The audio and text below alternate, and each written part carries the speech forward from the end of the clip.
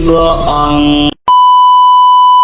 Aku hanya memikirkan satu peraturan penting. Kenapa kau lakukan hari ini kalau kau bisa melakukannya besok? Few moments later.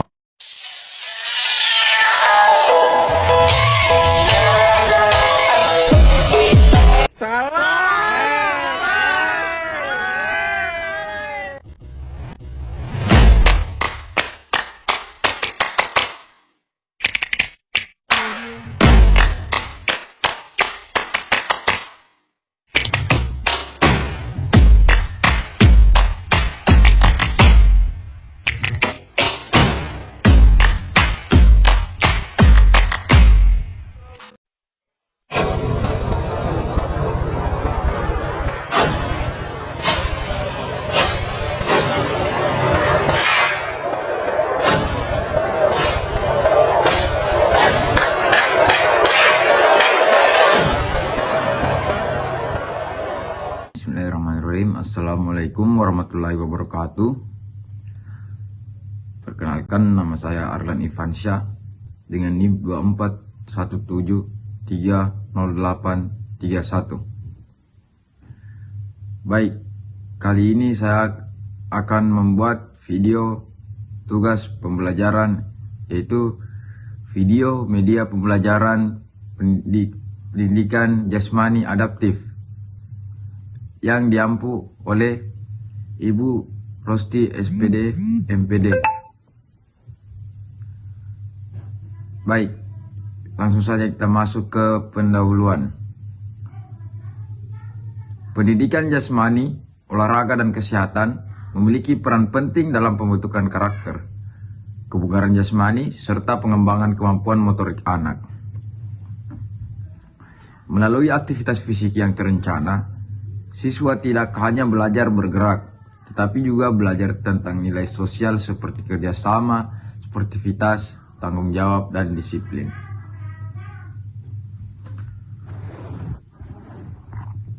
Namun, dalam realitas pendidikan, tidak semua siswa memiliki kemampuan fisik yang sama. Sebagian anak dilahirkan dengan keterbatasan fisik bawaan sejak lahir, seperti kelainan tulang, gangguan gerak, atau kelumpuhan sebagian tubuh.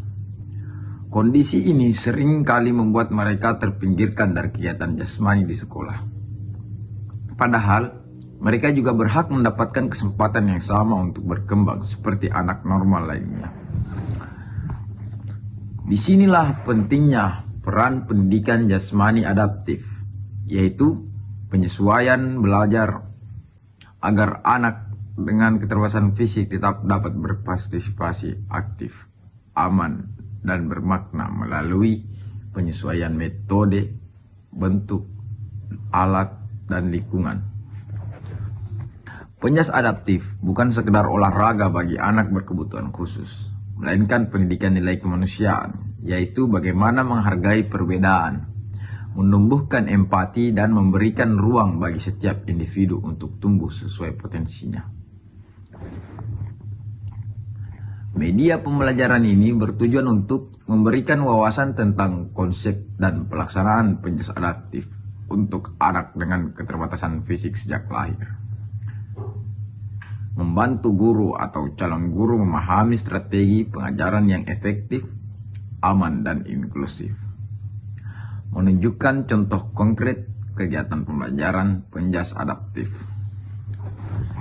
Yang terakhir, menumbuhkan sikap empati dan profesional dalam menangani peserta didik berkebutuhan khusus.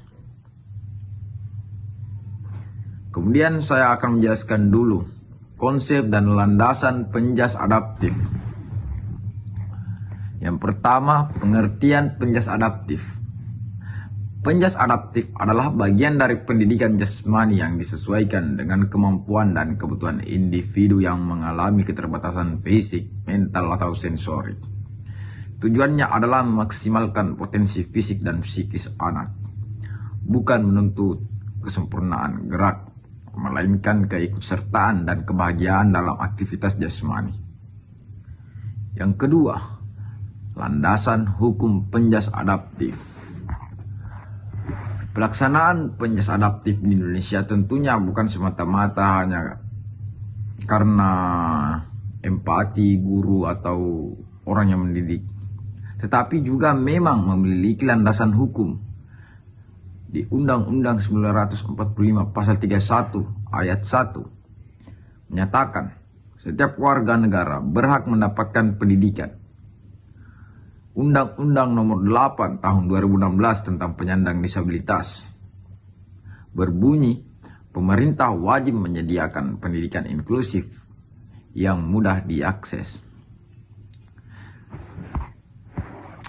Peraturan Menteri Dinas Kesehatan Permendiknas nomor 70 tahun 2009 menyatakan tentang pendidikan inklusif bagi peserta didik yang memiliki kelainan dan potensi kecerdasan atau bakat istimewa. Apa sih atau siapa sih sasaran penjas adaptif ini? Baik, sasaran penjas adaptif adalah anak dengan kelainan pada alat gerak, misalnya kaki tidak lengkap, lumpuh, atau pendengaran, anak dengan kelainan otot dan tulang, anak dengan gangguan koordinasi motorik akibat faktor neurologis, anak dengan keterbatasan kekuatan otot dan stamina. Bagaimana karakteristik anak dengan keterbatasan fisik sejak lahir? Anak yang memiliki keterbatasan fisik sejak lahir umumnya mengalami gangguan pada sistem motorik yang menyebabkan kesulitan dalam bergerak, menyeimbangkan tubuh, atau mengontrol gerakan halus. Berikut beberapa jenis keterbatasan yang umum. Yang pertama itu cerebral palsy atau CP, merupakan gangguan gerak akibat kerusakan otak sejak lahir. Ciri-cirinya antara lain kesulitan dalam mengontrol otot, gerak kaku, gemetar atau tidak stabil.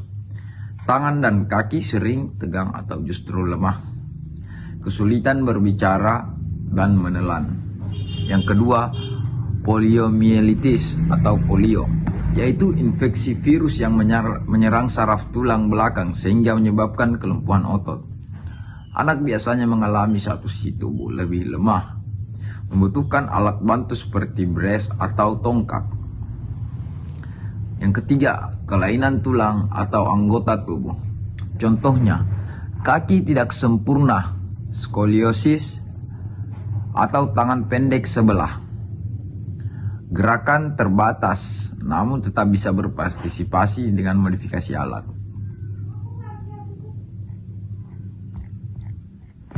Kemudian kita masuk di prinsip-prinsip pembelajaran penjas adaptif. Agar pembelajaran berjalan efektif dan inklusif, guru perlu menerapkan beberapa prinsip utama berikut. Yang pertama, prinsip individualisasi. Setiap anak memiliki kemampuan unik. Guru harus menyesuaikan tujuan, aktivitas, dan intensitas latihan sesuai kondisi masing-masing siswa. Contoh, anak dengan cerebral palsy difokuskan pada kelenturan dan koordinasi tangan, bukan kecepatan atau kekuatan. Yang kedua, prinsip keamanan dan kenyamanan. Keamanan adalah prioritas utama. Gunakan alat yang ringan, ruang bebas hambatan, dan lantai tidak licin. Hindari gerakan yang ekstrim yang kemudian dapat berpotensi menyebabkan cedera. Yang ketiga, prinsip partisipasi aktif. Semua siswa harus tetap berperan. Anak dengan kursi roda, misalnya, bisa menjadi penjaga target dalam permainan bola. Hal ini penting agar mereka merasa diterima dan berharga di lingkungan sekolah. Yang keempat, prinsip motivasi dan apresiasi. Guru harus sering memberikan pujian, dorongan, dan pengakuan atas apapun yang dilakukan oleh anak yang memiliki keterbatasan ini. Fokus pada proses, jangan fokus pada hasil. Yang kelima, prinsip fleksibilitas. Aktivitas dapat dimodifikasi sesuai kebutuhan. Misalnya, bola plastik menggantikan bola basket yang berat. Permainan dilakukan dalam posisi duduk. Jarak dan waktu permainan disesuaikan dengan kondisi atau kemampuan anak tersebut. Implementasi kegiatan penjas adaptif bagian inti. Bagian ini merupakan inti dari pembelajaran ini, di mana guru menerapkan berbagai kegiatan fisik yang sesuai dengan kemampuan dan kondisi peserta didik. Yang pertama, aktivitas dasar gerak. Tujuannya yaitu mengembangkan kemampuan motorik dasar, lokomotor, non-lokomotor, dan manipulatif. Contohnya, senam duduk sederhana, menggerakkan tangan, bahu, dan kepala. Kemudian menggenggam dan melemparkan bola dari posisi duduk. Menendang bola besar untuk melatih kekuatan kaki, atau mengangkat benda ringan untuk melatih kekuatan otot tangan. Yang kedua, aktivitas permainan dan olahraga. Permainan membantu menumbuhkan kegembiraan dan interaksi sosial. Contoh kegiatan, lempar tangkap bola. Tujuannya yaitu untuk koordinasi dan kepercayaan diri. Modifikasinya bisa berupa bola karet ringan dilakukan berpasangan dalam posisi duduk. Kemudian estafet duduk. Tujuannya yaitu untuk melatih kerjasama tim. Modifikasinya bisa berupa objek estafet digulirkan antara peserta, bukan berlari. Kemudian sepak bola mini, yaitu melatih ketepatan gerak. Modifikasinya bisa berupa bola besar dan lembut, gawang lebih lebar, agar lebih memudahkan anak yang berkebutuhan khusus tersebut. Kemudian target ball, melatih fokus dan konsentrasi. Bisa dimodifikasi dengan anak melempar bola ke arah target papan besar. Yang ketiga, senam adaptif. Senam adaptif dapat dilakukan dengan cara duduk atau berdiri sesuai kemampuan. Gerakan peregangan perlahan dari kepala hingga kaki. Mengikuti irama musik lembut agar anak rileks dan senang.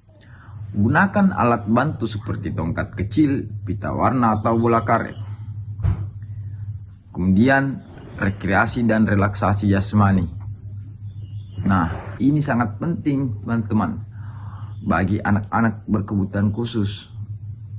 Ini dapat meningkatkan kepercayaan diri mereka, membuat mereka bahagia, dan membuat mereka lebih semangat lagi untuk belajar di pendidikan jasmani. Kegiatan ini membantu anak untuk mengenal lingkungan sekitar, sekaligus mengurangi stres. Contohnya seperti jalan santai di halaman sekolah dengan pendamping, bermain gelembung sabun untuk melatih koordinasi mata dan tangan, dan kegiatan outdoor seperti berjemur pagi bersama teman. Kemudian apa sih peran guru dalam penjas adaptif? Yang pertama, guru sebagai fasilitator, yaitu menyediakan lingkungan dan alat pembelajaran yang aman, nyaman, dan menyenangkan. Kemudian mengatur posisi, jarak, serta intensitas latihan agar sesuai kemampuan fisik anak. Yang kedua, guru sebagai motivator, menumbuhkan semangat anak untuk berani mencoba dan menghindari komentar negatif, dan menggantinya dengan pujian atas usaha. Yang ketiga, guru sebagai inovator, menciptakan modifikasi permainan dan alat dari bahan sederhana. Contohnya, botol plastik sebagai pin bowling, balon sebagai bola voli ringan. Yang keempat, guru sebagai evaluator. Guru menilai perkembangan anak berdasarkan kemajuan pribadi, bukan perbandingan dengan teman lain. Ya itulah contohnya, mengapresiasi lah. Yang kelima, guru sebagai pembimbing sosial, menanamkan empati pada anak-anak lain agar mau membantu teman yang memiliki keterbatasan. Yang kedua, membentuk suasana kelas yang saling menghargai dan mendukung. Kemudian evaluasi dilakukan secara berkelanjutan dengan pendekatan observasi, refleksi, dan catatan perkembangan individual. Aspek yang pertama adalah fisik atau motorik. Indikatornya yaitu anak dapat bergerak sesuai kemampuan dan aman. Teknik penilaiannya seperti observasi langsung. Aspek kedua adalah kognitif. Anak memahami tujuan gerakan dan aturan. Bisa dilakukan dengan cara tanya jawab ringan. Yang ketiga, aspek sosial atau emosional. Indikatornya, anak mampu berinteraksi positif dengan teman-teman yang lain. Tekniknya yaitu catatan sikap dan perilaku. Kemudian aspek yang terakhir adalah afektif. Indikatornya, anak menunjukkan kegembiraan dan rasa percaya diri. Jurnal guru dan refleksi bisa jadi alat ukurnya.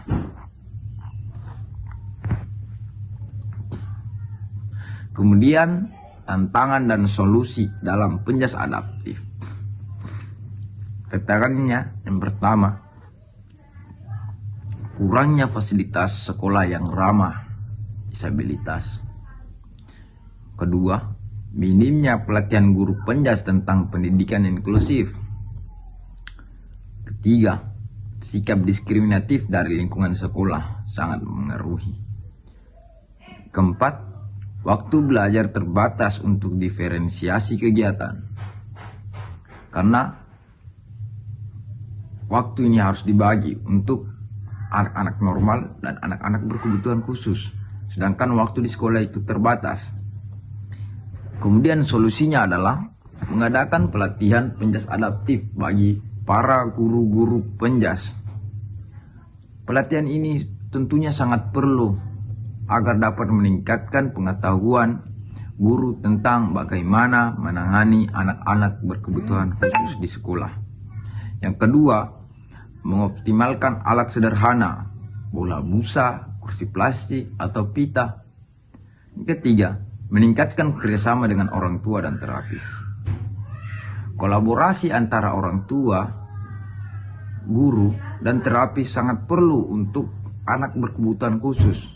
Karena khususnya orang tua dan guru. Karena mereka lah orang yang paling dekat atau yang paling berpengaruh dalam mendidik anak berkebutuhan khusus.